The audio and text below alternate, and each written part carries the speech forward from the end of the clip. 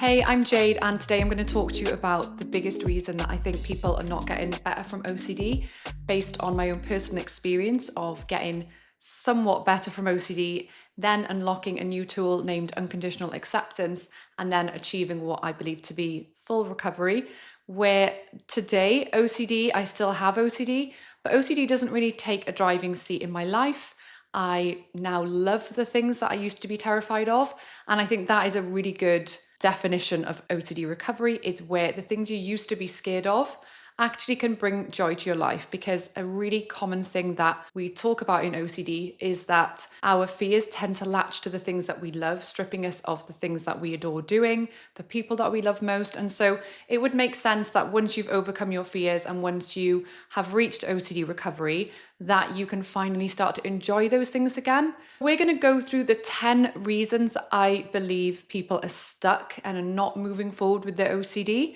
This is typically where they've gotten some of the way better, but are still feeling like, is this as good as it's going to get?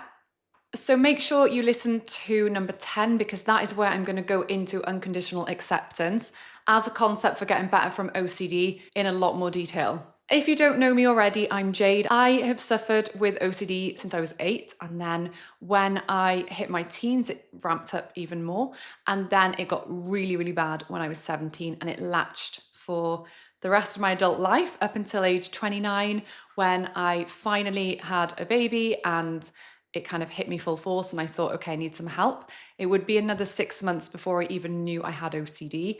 And then it would be another year before I met Rob from OCD Recovery on Instagram and started to work on the tools that did eventually lead to my full recovery. And so if that can inspire you in any way, that's what I'm here to do. I'm happy to share anything with you. So ask any questions you like in the comments. Let's hop into the 10 reasons people aren't getting better from OCD. Number 1, they aren't doing the exposures, or if they are doing the exposure work, they're possibly not ramped up enough in terms of what's scary. Maybe if you're doing exposures and you're thinking, oh, that one should be okay, I'll do that when I'll walk past a place that scares me. Absolutely. There is a role for building up to things if we're utterly terrified, but we do actually need to be feeling some form of anxiety response for the exposures to be doing their job. If you're staying in your comfort zone when you're doing an exposure, I'd probably argue that it isn't actually an exposure at all. I have heard people in the past say, exposures are not for me, recovery is different for everyone, I just didn't want to do that. And I think, well, if you're not going to face the fears, then I don't really see how anyone is going to move past. Great if you have recovered by using techniques such as leaving your thoughts alone, distraction. I would believe that in milder cases of OCD, this would work on its own. For example, I've not really had to do any exposure work on my milder OCD themes. They tended to go when I just left it alone, didn't ruminate, didn't do compulsions. It's not that you have to do intensive exposure work on every single fear you've ever had, but on the ones that are not budging with the basic tools that you've tried at the start, you probably need to get more intense. I will take you back to 2019, 2020, when I was working really hard on my OCD recovery. I felt extremely driven and motivated because I had this baby and I just didn't want my life projection to be that of missing out on her childhood. As much as I can see that rationally, that is not the worst thing in the world, I just didn't want it. I wanted to feel connected with my kid. I wanted to have lovely experiences. I didn't want to be the mum who wouldn't go to things because I was freaked out and triggered. So I had this really strong willpower and grit, and that doesn't mean that I had motivation every day, but I just felt really strongly that I want to fight for this phase of my life. I don't want the rest of my life to be like it has been. And I think when you've never known life other than basically suffering, I obviously have had happy moments in my life before getting better from OCD, but I've never experienced a period in my life where my brain was settled, at peace, like it is now. I mean, I love downtime now. I love going to spas and having like different therapies and laying there with my own mind and feeling calm and at peace. To me, it's like heaven, whereas to other people who've not been through this journey, they sort of think maybe, oh, that's so boring, just laying and reading a book somewhere. But to me, that is just like the ultimate in life, is to experience that peace and that happiness from such simple things. And so I had that determination when my kid was little that these exposures, they're really hard and they're the most terrifying things I've ever had to do. But the next piece of advice is that you just have to jump into the fire when you're really scared, because if you want to get better, that's what it's going to take. When it comes to looking at whether or not you're doing your exposures to the extent that is needed and whether or not you're just kind of not doing them and putting them off because you're scared, I would recommend just asking yourself the question, do I want what I've just had for the last year, for the next 10 years? Is this what I want for my long-term future? And even if you're going to put off the exposures for another month, be honest with yourself. I am putting off my exposures. I'm going to choose to stay suffering instead of moving forward, even if it's only a baby step. Like a lot of the people I chat to in the OCD recovery WhatsApp group, because I've sort of stayed in there since I got better to offer help when I can. People will say, guys, I'm so proud. I was literally terrified today. I didn't even want to go to work. I didn't want to get out of bed. I did it. I've battled through the day and I'm so proud of myself. And I think I got to a place where I was like, I can either live in the torture of my own thoughts for the rest of my life, or I can live a temporary torture of doing loads of exposures that feels so scary and so hard and breaks me. But I'd rather that broken, knowing that it's moving me forward. And I just had so many tears of relief that even though it was so hard, I knew I was moving forward instead of tears of hopelessness. That's just really important to check in. Are you really going for it with exposures? The next one, and this was huge to me, is you're doing exposures on a set timeline of, okay, 3 times a week, I'm going to be doing this exposure. Maybe I'm going to be preparing dinner using the knives and quite close to family members if I've got a harm OCD fear, just normal things that a person would do in their home, cooking dinner. Or maybe if you're suffering with POCD, maybe you're like, I'm going swimming twice a week with my kid and I'm bathing them every single day for the next 2 weeks. Again, normal things that people do every day. That might feel utterly terrifying, but that might be the program that you need. If that is what you're doing, but then in the rest of life, still avoiding, that is going to be something that holds you back. The other thing I had to do in my OCD recovery journey was, yes, do my exposures, but also not allow avoidance to form any part of my routine. Just going through life as you would, as if you weren't unwell, will encourage you to move away from these avoidance patterns. And avoidance can be like walking a different route because there's something triggering you're going to see on a particular route, or not reading the newspaper for fear of seeing articles, not listening to the news, like turning the radio over. I used to do that a lot in case there'd be something triggering. But we need to build not avoiding into our everyday. The other one is when compulsions are seen as innocent. Maybe you're doing compulsions but not being honest with yourself. You might say, oh, well, it's normal to triple check that something is switched off, or it's normal to talk to a friend about my relationship worries. And actually, when you know you have OCD and you know that one of your compulsions is reassurance seeking and confessing, it's going to be really important just to be honest with yourself. I used to say to myself, I'm about to talk to my friend about relationship worries, and that is a compulsion. And maybe sometimes I would still go through with it, but I think saying it out loud really helped me to see that actually that is what I was doing. I could be honest and then hopefully reduce it down a little bit, and that is progress. It's okay, come in. I'm just filming, that's all. You should wave. I'm going to make some sweet potatoes in a bit. Yeah, okay. Bye. So it's really important to see that compulsions are not innocent. If we were talking about addiction, you could liken it, although I appreciate they're very different things, you could liken it to a person suffering with alcohol misuse disorder, having a little sip of alcohol, oh, it's okay, it just makes me feel a little bit better. It's like, well, no, because that's what's keeping you stuck. And until you stop doing that, you're not going to overcome this. Another one is that when we start to feel, say, 60% better, and this was my experience, is that we start to coast. Once we're at a place where we're actually functioning and we're thinking, this feels really good. Like I can just sit in my body and I'm not freaking out every second of the day. That feels so cozy and nice. And then we want to stay in that comfort zone. But there is so much more joy to be had in life if we can push ourselves forward and get to a place where no matter what we're doing, no matter where we go, we're not worried about getting triggered. We're enjoying ourselves. Yeah, fears may creep in every now and then because ultimately the brain still has OCD. But because you've worked hard to unlatch things, then you're going to end up in a place where it's very rare that you get triggered. And even if you do get triggered, it's very short-lived. It doesn't like change what you're going to do with your day, and it doesn't really affect you that much. I'd got to a place where I'd done some really good CBT therapy. I'd done a lot of exposures. I'd learned about thoughts of thoughts. I'd also accepted that like this is just how it is. You know, I have OCD. I have to just kind of live with this. And I started to coast. It was like, this is good enough. I felt quite sad, and it was like a grief during that process, because it was almost like this is as good as it's going to get, and I just have to accept that that's life now. And that just felt really heartbreaking. I was also kind of angry and mourning a lot for all of the years that were lost to OCD, even though I don't see it that way now. Like when I talk to people in different walks of life who maybe make assumptions about my life, you know, my life is set up in a comfortable way and I don't have any challenges that people can visibly see. So it's quite interesting when people learn about the different perspectives I have in life and they don't understand why. And then I'm like, well, life hasn't been easy for me. There's an assumption that life has always been easy for me. And they're always really shocked when they hear that I had a mental illness. And so that's something that I now am grateful for.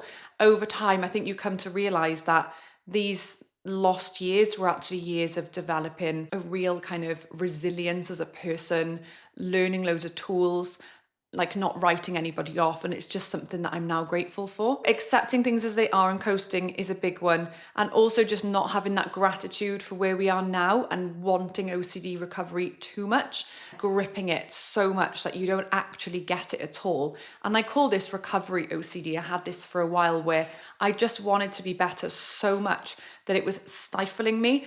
And this reminds me of our OCD a lot, because in our OCD, we want to feel that love that maybe we once felt so much that we're like holding on to it so tightly. We're holding on to that person so much. We're wanting that feeling so much that we're never going to get it.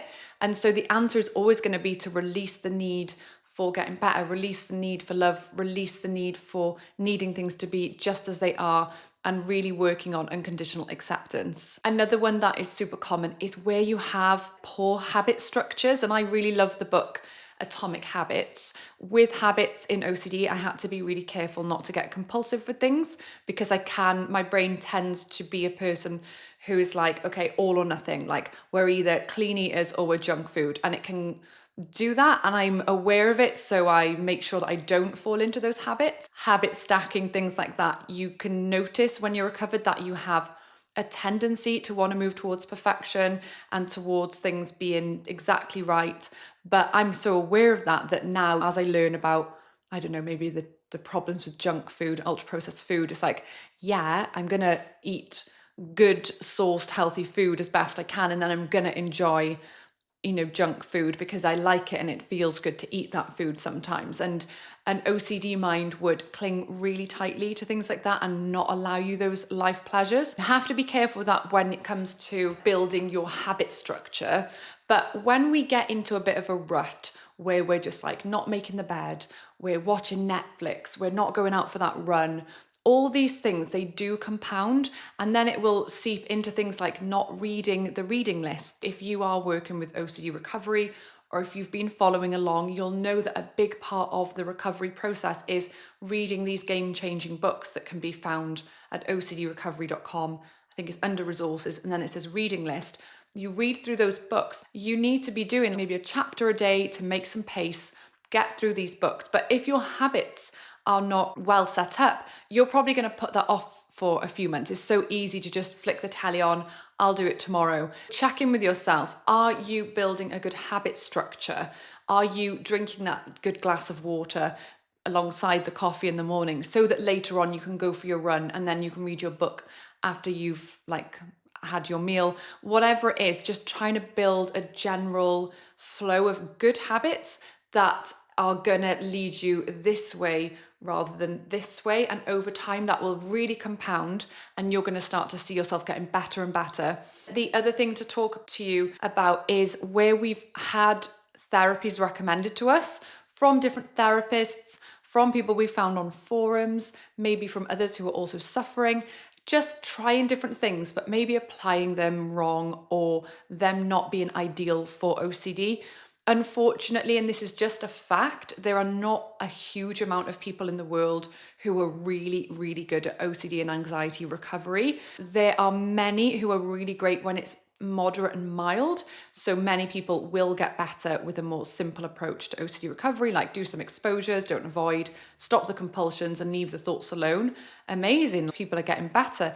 But when it's very severe and chronic, like mine was, there tends to be a bit of a gap where you just aren't getting better. Some of the things, for example, that I tried that definitely didn't work for me were things like journaling, writing all my thoughts out. That's a really common one because when you're feeling anxious, getting your thoughts out can help you.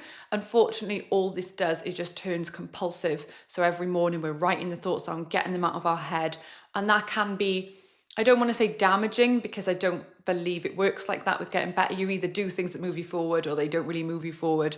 I don't think there's anything that's particularly damaging to try. And then there's also mindfulness. I think mindfulness is an incredible life practice, the art of being as opposed to doing, slowing down, just being present in the moment. But if you're using it to try and get the thoughts to go, if you're using it to settle your mind, if you're clinging to it to desperately get better from OCD alone, it absolutely won't do that. If anything, it can make you a bit more compulsive. I would be really careful when we're trying things and hoping they're going to get us better when actually they're just general life things. Another one was deep breathing. I think I just did that as a compulsion. I was just like, breathe deeply and then everything settles. And there is nothing bad about doing these things, but it's more that they're not going to get to the heart of why you're suffering. They're not going to make you better on their own. Okay, I'm going to cover two more, and this may or may not make 10. I'm pretty sure it does. But the last two are the absolute game-changing ones. So make sure you are listening hard to these ones. Number 9, the reason why people are not getting better from OCD is that they hold very irrational beliefs. They hold rigid beliefs about how they should be, how the world should be, how others should be.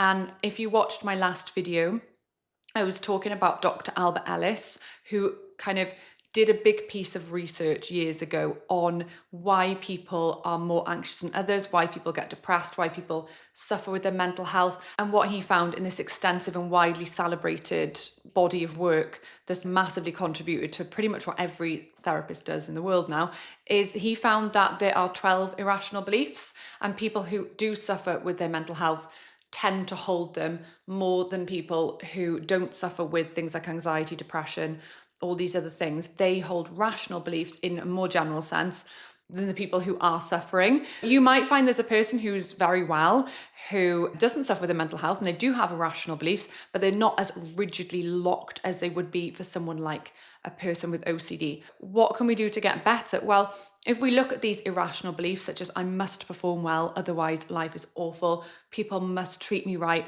otherwise they are terrible and I don't want them in my life, life must go my way, I must not get unwell, nothing must go against the way I want it, otherwise it's awful. Those are irrational beliefs. Whereas rational beliefs, which keep us having a well mind, would be, I really wouldn't want to get unwell. I really wouldn't want to get a life-threatening illness. It would be extremely challenging. It's by no means what I want, but even if it happened, I feel like that wouldn't be as devastating as I imagine. It would just be an extremely big challenge. And I've actually faced challenging situations before, such as this OCD journey, and I am still here as much as it's difficult. And a really important piece here about this is that you are not saying this to yourself in the moments of being triggered.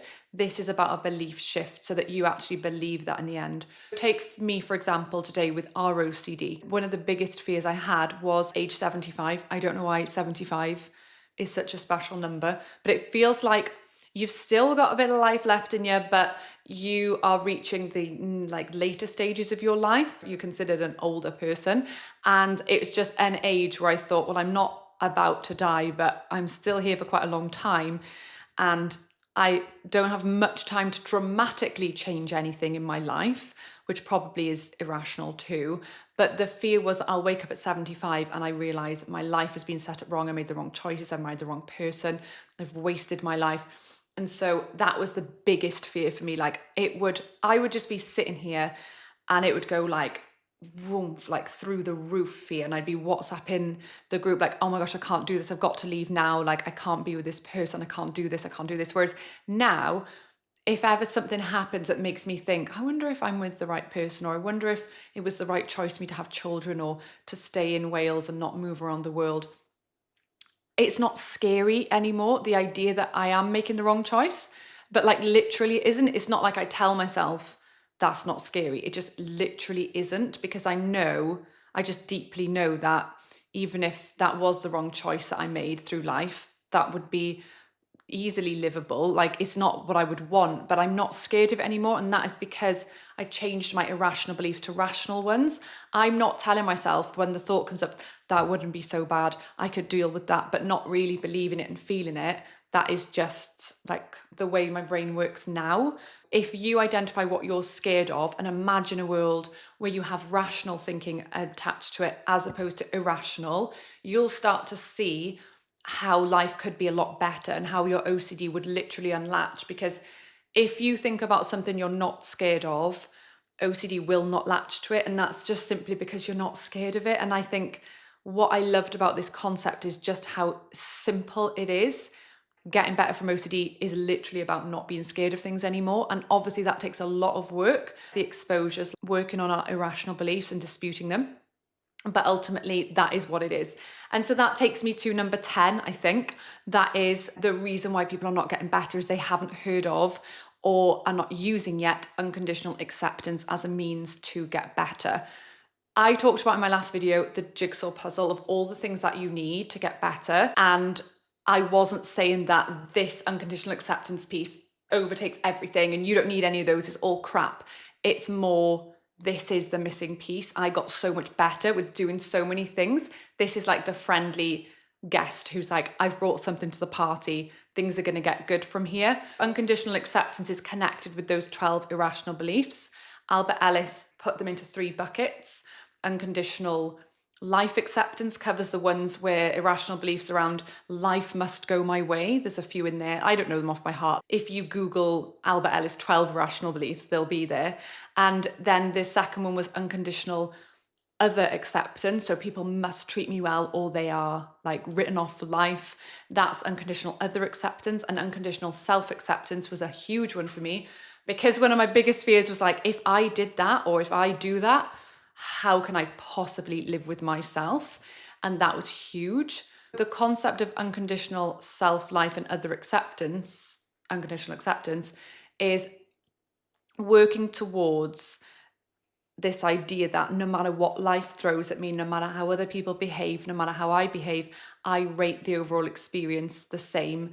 I don't want negative things to happen. I don't want to be a person who is capable of these things that I find so scary. But even if genetically I'm wired that way, even if there's reasons why I ended up treating a friend badly, cheating on my partner, even if those things happen, I rate the act, not myself. And that is just literal fact. When you look at how our systems are supposed to work, when someone goes wrong in society, really it's about helping them change their ways and be able to function better in society again in the future. And maybe that doesn't happen for various reasons, which means they do need to be, say, in prison for the rest of their life. But that doesn't mean that they're not as valuable a human as somebody else. And it is a big meaty concept to get your head around, but the same applies to, you know, if you're in a relationship that is not ideal, it's not how you want it to be, as much as you think, no, I need to be in the exact right relationship, just consider that there's many people in the world who are very happy in life, who are not in the right relationship. In reality, what we're doing is we're working towards moving our irrational beliefs and fears into rational ones. We're not making, oh, that's going to be fine, I want that, it's cool. It's more, I wouldn't want that, but I'm not going to spend every waking minute of my life terrified. And I'm not going to, because this is the truth of it, I'm not going to commit my life to making sure this doesn't happen. That is what I was committing my life. I was like, there's a chance that these fears could be real. And I am going to commit every moment of my life to making sure they don't happen. Like, that's mental when you really think about it. And so the question to leave you with is, do you want to commit your life to making sure something doesn't happen that probably isn't ever going to happen anyway? Or do you want to jump into the fire, Like, go for it with working on your exposures, getting to grips with how unconditional acceptance works, and really starting to loosen those fears so that, like me today, you can see your fears and go, believe, not just say, I wouldn't want that.